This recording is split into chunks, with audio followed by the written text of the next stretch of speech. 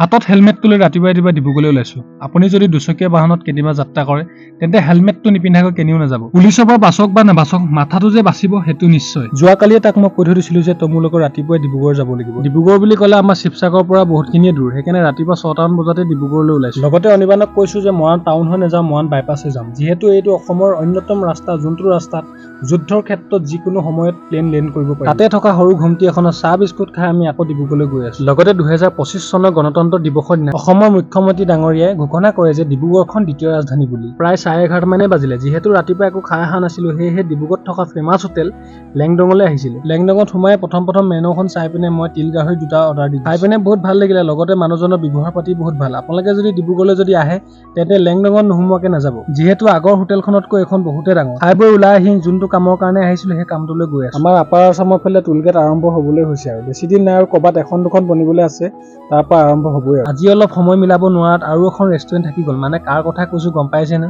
মজ্জা কিটচেনৰ কথা কৈছো। আকৌ যদি কেতিয়াবা ডিব্ৰুগড়লৈ আহোঁ মজ্জা কিটচেনত খাই চাব লাগিব। আজিলৈ ভিডিঅ'টো ইমানটোৱে আছিলে। আপোনালোকক নেক্সট এটা ভিডিঅ'ত লগ পাই আছো। Bye bye.